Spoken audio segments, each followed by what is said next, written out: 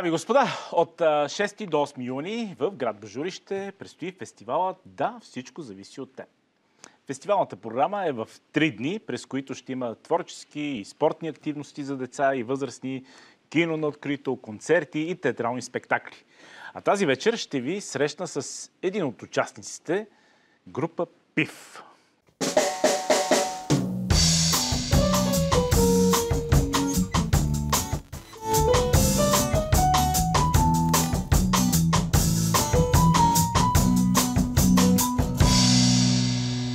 Здравейте! Приказката продължава на фестивала "Да, всичко зависи от теб" на 7 юни на площада Свети Георги в Божурище. Очакваме ви, ще бъде страхотно. Да, всичко зависи от теб.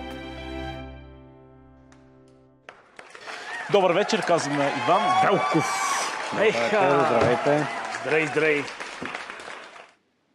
Абе, винаги съм искал да разбера къде се срещнахте с Димо и каква е вашата история на група? Ами с Димо се срещнахме, може би 89-та година да е било. Ние се познаваме от малки от деца. Но от един квартал сте били? Не. Той живееше в Аспарухово и всъщност първата ни среща беше на Козарката, където той... Говорим за Варна. За Варна, да. Това е да. срещу катедралата Спирката, където той дойде от Аспарухово. Аз дойдох пеш, защото живея там близко. Така, сте го играли прабългарин и славянин се срещат на моста на Аспаруховия мост. Нещо такова, да. Абсолютно, да. И направихме и създадахме, само че не държавата. Ами да. Започнахме да... Създадаха една група. Велика група. Първо бяхме така малко металисти, но постепенно отидахме към грънджа. Това е готино. Бяхме малко металисти. Да, но се оправихме. Всичко тръгва от метала, е? Така е. Колко чалгаджи бяха металисти. Всичко тръгва от метала, да, не за слава Богу, за сега сме удържахте фронт. Рока, да. Така че с него се познаваме от деца. Създадахме тогава, нали, тази група металската, след това стана Resemblance, грънджърската, когато дойдохме в София, пък стана група ПИФ, тъй като това име Resemblance никой не можеше да го асимилира и да го каже.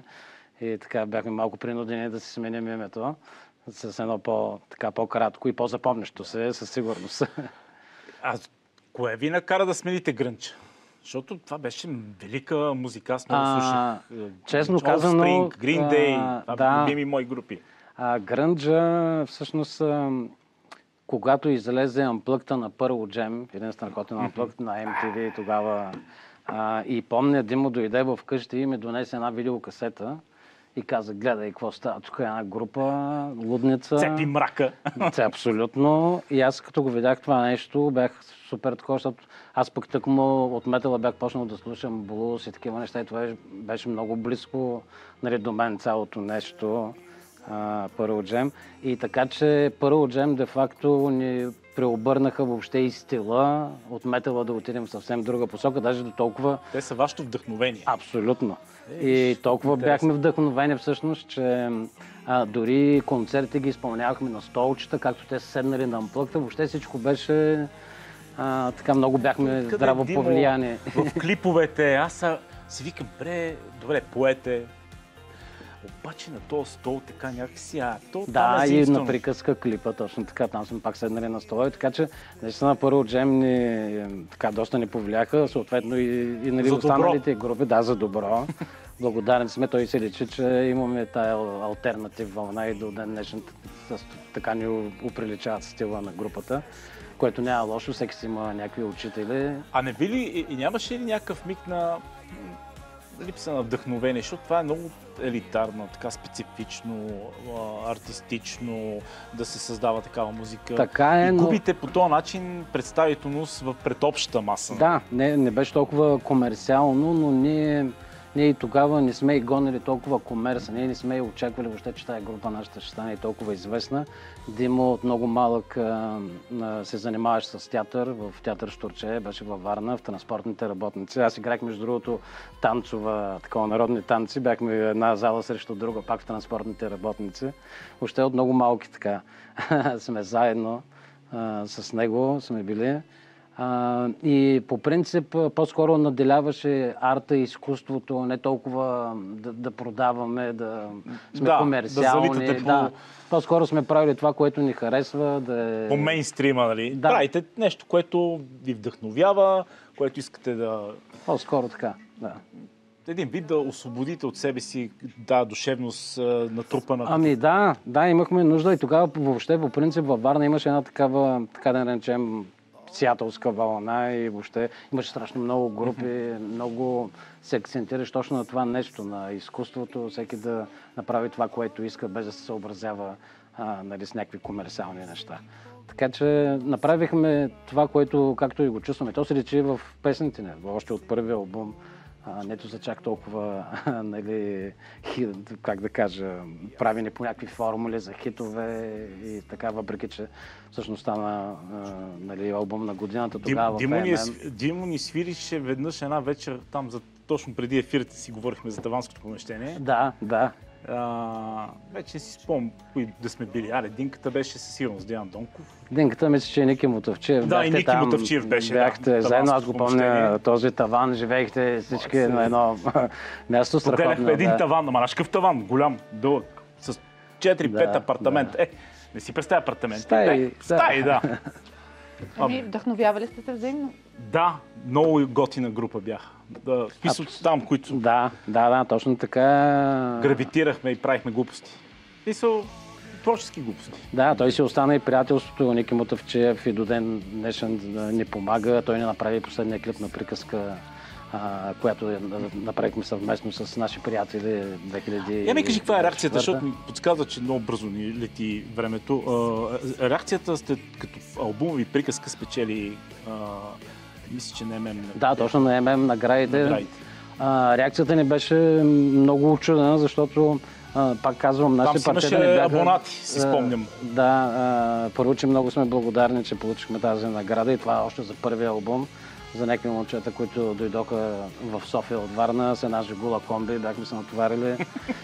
Валери тогава беше нашия барабанист, това беше неговата кола, въобще някакви такива неща. Но когато спечелихме това нещо, видяхме, че реално дори може и без да е толкова комерциално, като правиш нещо от сърце, както ние наистина го направихме, това бяхме супер ентусиазирани да направим този албум.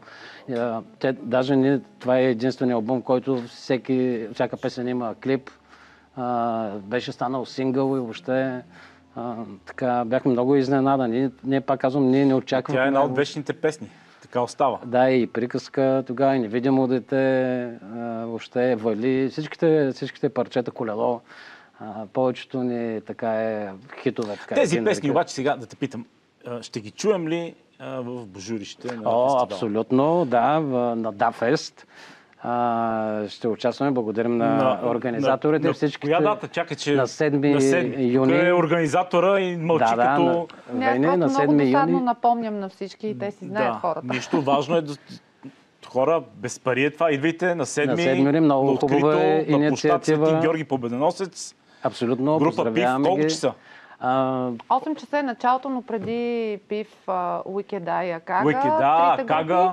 Ще има подгряващи и младежки поп-рок групи. Така че още в 6 часа нека хората да бъдат на площад. Страхотна инициатива. Поздравявам ги. 5 часа елате на площада. Абсолютно. Ще се забавлявате. На 7 юни. Много готино ще. Аз обичам такива фестивали. Защото те някакси правят денят един празничен. Събират хора, събират от всякакво поколение. Това също много помага. Да, и създават отношение на хората към изкуството. Това също е важно. Именно, да, и да създава тази социалност, защото с тези игрички, с тези екранни, как се казва, екранни деца. Беше много важно да има млади изпълнители преди трите групи, за да има приемственост и по някакъв начин... Което е страхотно. Ние винаги сме подкрепили, сме гледали, когато може в наши концерти да вкарваме също и нови групи, млади изпълнители, които да им даваме шанс, защото така или иначе не се получава кой знае каква голяма подкрепа от държавата.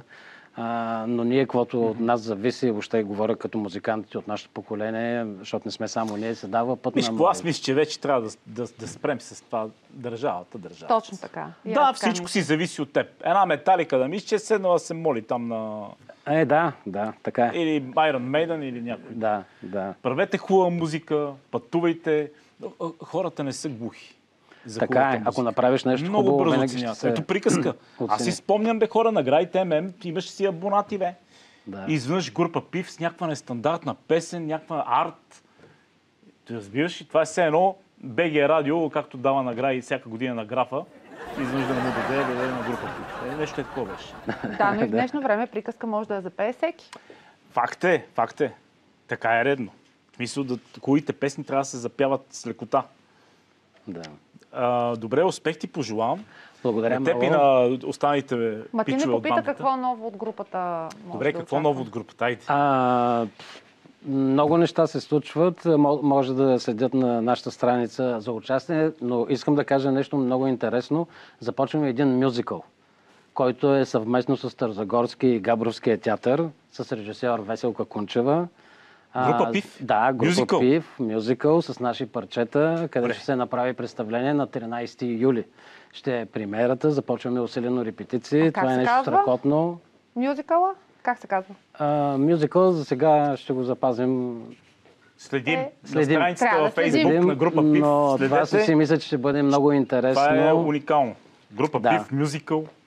Любопитно ми е да го видя. Абсолютно, да. Ще е много интересно. Ние бяхме направили с Весело Кунчева един такъв workshop преди няколко години в Старозагорския театър. Получи се страхотно и оттам всъщност продължаваме тази идея, за да се направи този мюзикъл. Ще е грандиозно, ще участват повечето актьори от Jesus Christ Superstar, която тя също пак е режисьор. Така че е нещо мащабно, голямо и много благодарим, че избраха нас за да се осъществи това нещо.